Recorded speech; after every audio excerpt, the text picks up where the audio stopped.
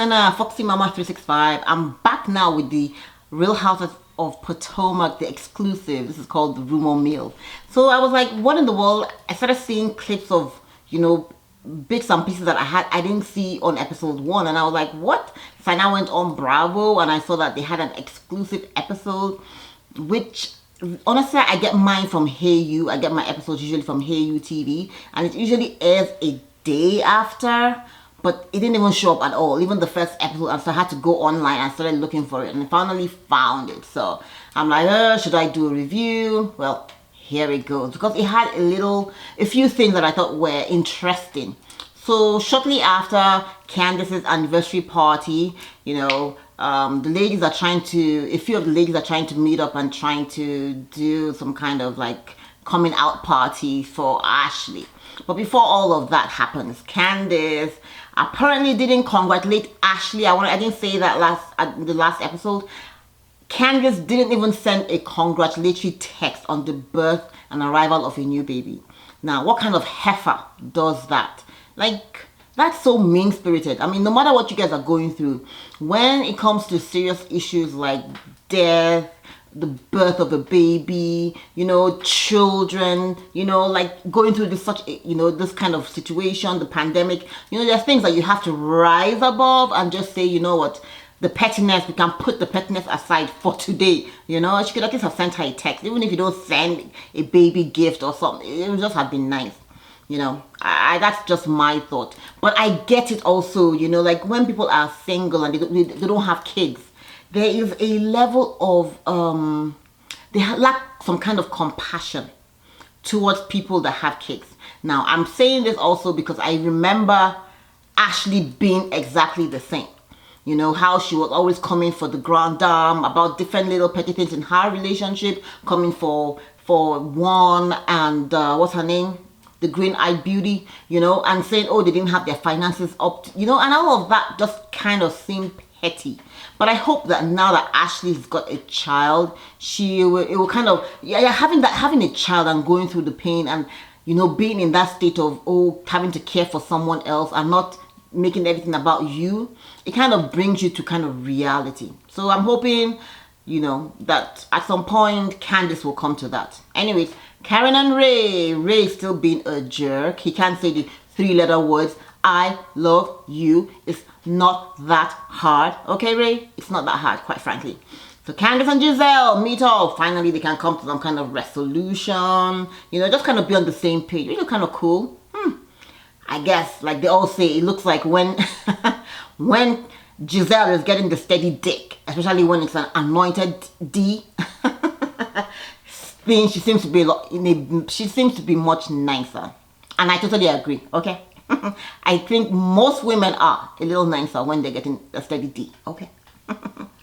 So, we also have Giselle meeting up with what's her name again? Monique. And they've kind of saying, okay, let's just, have things at a mellow pace. Let's just be cool and the gang, okay? We might not agree on everything, but let's just try to be friends, or just, just try to be nice. So they're going to have a little come out thing for Ashley, who really has been going through some kind of postpartum depression. Last time at the table, I think, well, we'll get into that later on. So anyways, so hopefully they don't get to dragging each other. And she's also going to be having Candice, who, surprise, is really like, oh, I'm going to get invited, even though, but it's a baby, so she's going to try and rise above the petty. So anyway, so they're going to be like, nope, no knives, nothing, okay? Charisse, gets called in, and at this point, Giselle is trying to say, girl, well, let me just let you know, Charisse being at Candice's party, I mean, if it was my party, it would have been okay, because I know Charisse, but how does Candice know Charisse, and why was Charisse there? It was all kind of funny, so of course, why doesn't Monique fuck any longer with Charisse? She says Charisse was spreading rumors. And then of course you see the production trying to ask her, what were those rumors? And of course she's like, nope, it was really bad. It's something that really hurt my family and I'm not going into it. But of course you see Giselle so willing and able to spill the tea. She says, well, apparently, allegedly, Monique has been spotted quite a few times with her trainer, and she's been out and about with him and all of that. And big boy Chris wasn't happy with that, so he's kind of like, so it kind of caused some kind of rift allegedly in her home, so she just doesn't want to talk about it. Okay, Ashley breastfeeding, good for you, girl. You know, good for you. Get it in. But a good thing she still has her mom there, and she needs to just get out. She's kind of having this postpartum depression, you know, and kind of scared to be out. Well, a lot of women go through it, and I'm happy that she's talking about it and, you know, able to share. Okay. Here comes Miss Wendy Sifo. Yeah, she's got the accolades, okay? She's got a PhD, she's a doctor, a professor at John Hopkins University, okay? So she's not one going to be read. She's got the library, okay? So ladies, beware. So she's also a political analyst. So she's kind of also, I think she's also worked with the Obama camp, I think it was said. So Candice is kind of like bringing her on, you know, which is kind of weird, because I hope they really stay friends, Candice and Wendy, because Candice and Ashley really didn't stay friends for very long before all just went haywire. Anyways, Candice is now with her husband, and she's having a tete-a-tete with him. And she's saying to Chris that, you know what, she just took a pregnancy test. Unfortunately, it came out negative, and she's somewhat disappointed. And even though she's not really trying to get pregnant, but part of her is wishing that maybe it was positive. And her husband's like, yeah, no problems. I'm not in a hurry. You know, you take your time. And I love it. I love when people, you know, the men don't put pressure on a woman to get pregnant, and people just, you know, walk with the woman's, at the end of the day, it is the woman's body, you know, so she's got to be ready. And I really think and feel that Candice really does, she needs to get that work done. She seemed to have had a lot of issues with her mom growing up, and it looks like she really does need to, before she becomes a parent, because even people that come from stable, you know, two-parent homes, or, you know, homes where they have everything and things are good, like emotional stability and all, it is still hard to raise a child. And then when you now have a person that is not, you know, emotionally stable, and is still trying to understand or come to terms with their own childhood, and they haven't been able to deal with that, it's hard. Having a kid it's tough, period. So I'm happy that Candice is saying she's still waiting to hoping to, you know, walk out with Chris and just, you know, figure out herself, you know, and become mentally prepared, which is kind of cool. Karen Shady. Miss Lucifo always says that she's met Candice a few times, and every time Karen keeps on saying, oh, nice to meet you. Oh, nice, how nice. We see Karen being shady because clearly Karen knows her, but she's just not willing to acknowledge her. And Karen says she's really not that. She's not there. Okay. Now, we also see Robin in her closet trying to pick out something to wear, and she's showing her kid something, and her boy, and her son is like, no mom, get rid of that, just get rid of that. And Robin is trying to put that cloth back in, and her son is like, no, I said get rid of. Honestly, with Robin, I really do feel I have never seen Robin bring it. Yeah, Robin needs a stylist. Robin is a beautiful green. She is beautiful, right? She needs this. Like, I've never gotten a wow moment from Robin. Like, you know, like once it's like, okay, let me give you a wow moment. And I'm not saying a wow moment. Marlo brings it all the time. She gives us lots of wow moments. However, I'm not saying that wow moments have to be brought on by when the Fendi, the Gucci. No. Sometimes you can mix high and low. Yeah. And, you know, but I see, like, Portia gives us some wow moments. You know, like, when you watch The Real House of Beverly Hills, Erica gives us some wow moments. You know, the ladies there. So I just wish Robin would get a stylist to just put her together. For once, you know, just give us some wow. Yeah. You know, it might be something that you have to change your hair. It might be changing the wig. It might be just, you know, some little things, or some really nice, you know, accessories. There's just so much she can do to just, you know, give us that whoa. Yeah, I would really like that from Robin. Anyways, moving right along.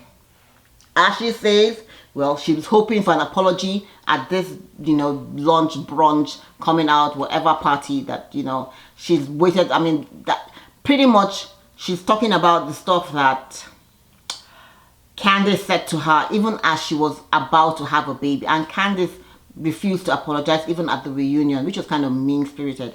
So she's hoping that that apology comes. Good luck, girl. Good luck. Because, well, let's keep it pushing. Juan and Robin. I'm happy about this. I'm really happy about this. But I really don't care because this is such a long time coming. Like, Juan is finally meeting up with Giselle. And Giselle is like, what, like wondering what does he want to talk about. And he says pretty much, he's there.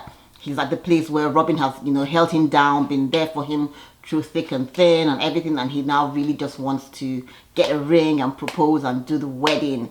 So they're talking about the ring, and this is where you see Giselle being, for the first time, I must say, this is the first time I've seen Giselle not make stuff about her and not be mean-spirited. She actually said, you know what, Robin doesn't like double the rock, but you know what, she, a simple girl, let's just do 24. You guys have been together for 24 years, maybe we can do 24 stones.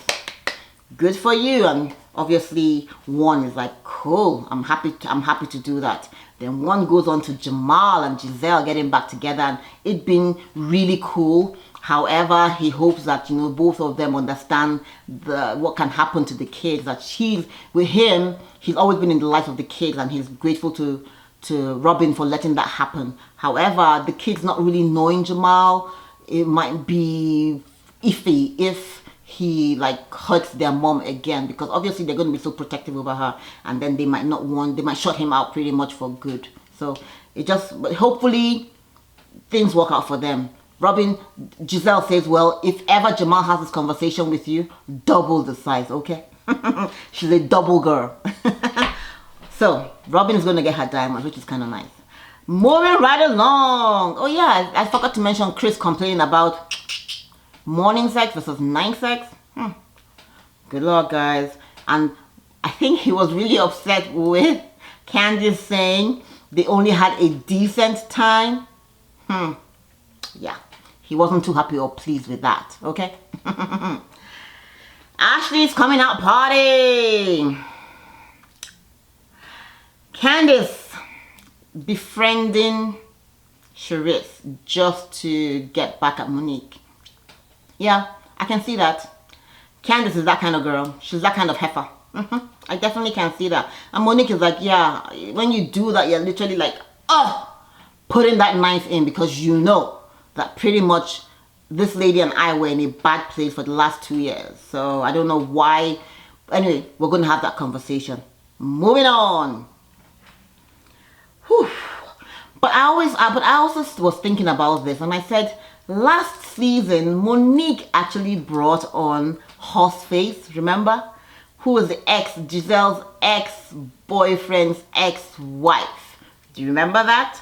So I think you see what goes around coming around. You didn't like, I mean, it was kind of, well, it's been done to you now, so you can't really complain too much, Monique, because you did the same thing to Giselle. I know it's coming from Giselle right now, and you guys are in a good place, but Monique, you did it to Giselle when you tried to bring Giselle's boyfriend then, his ex-wife, on the show. So don't get too riled up, okay? So we have Wendy, Karen, Robin, Monique, Candice, and Ashley. Everyone is all there. And they're in a good seating arrangement, their seat placements and all of that. The knives have been taken away just so no one is tempted. And then of course they get into talking about the whole birthing and how she feels, with Ashley feeling better. And Ashley says something about having a tear in her butthole. Ooh! Okay. I mean, it does happen to a lot of women. I remember when I was having my baby, I remember telling the doctor, I just said, please, whatsoever happens, don't let me tear, okay? Yeah, because I hear that some people, like for months on end, that scar doesn't heal because you're peeing, oh, child. Too much information, okay? Thank you. So we want to know, how was the diamond and the denim party? Did everybody dress up? Did everybody come? And Monique is saying, yeah, it was really cool. However, she had to be dodging. She was playing the the dodging game. Yeah, because there was a walrus around, okay? And she wasn't going to be taking any shit from any walrus, okay? So, of course, we see Candice saying, oh, is she coming at me, like, for inviting Sharice? I didn't know we had a problem.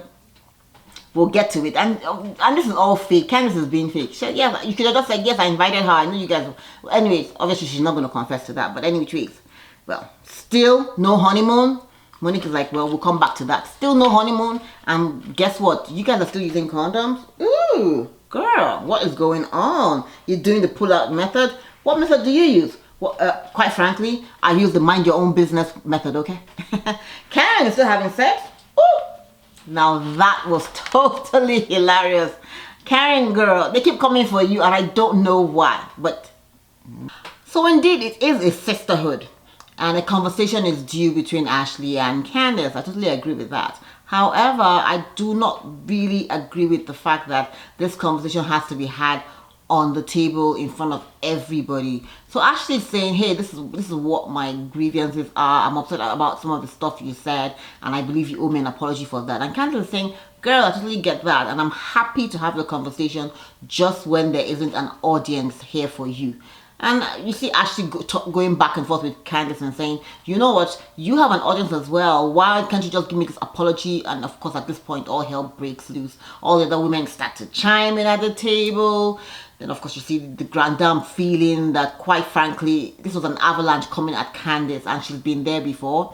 And I get where she's coming from, especially when there are so many people trying to chime in and make someone do something when they are not ready to do it. Now, my issue with this whole scenario is the fact that Giselle and Robin are trying to make it out like, oh, all the stuff that was said to Ashley during the reunion and Michael was pretty much just from Candice. Now, I know Candice went low, you know, with the comments she made about her lying on her back to get money and all of that, and where's her business and all of that, which was low. However, I feel Giselle and Robin also chimed in, and their husbands and some of their spouses, like Candice's spouse as well. You know, so they all chimed in to make that thing, you know, really nasty towards Ashley and Michael. You know, and yeah, I just felt it was kind of wrong.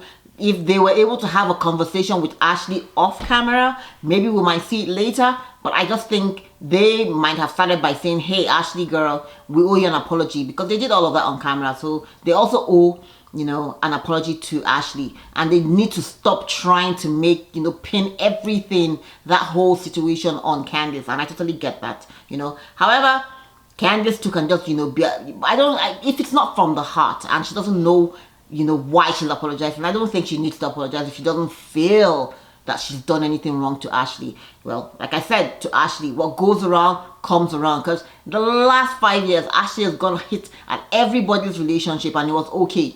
And I'm not sure she really apologized to everybody. You know, she hit at one and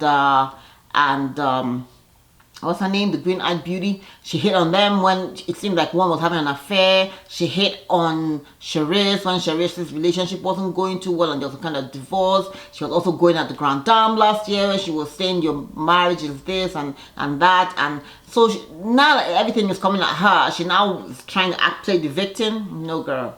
No, I don't agree with it. However, if Candice is not ready to give this heartfelt apology, it is what it is. At this point, you see, and F you, Giselle, get the fuck on, coming from Candice, and this was kind of low and so unwarranted. Like, there was absolutely no need for you to begin to curse at Giselle. All Giselle was saying was, you owe her an apology. And if you're not ready to give it, just say, you know what, the apology is not coming today, okay? Well, guys, thanks for watching. I'm happy I did this recap, and hopefully on Sunday we'll be looking forward to what's going to happen. I really think Real Housewives of Potomac is going to bring it this season, so we'll see. Fingers crossed. Be sure to subscribe, be sure to share and like. Thank you. See you soon.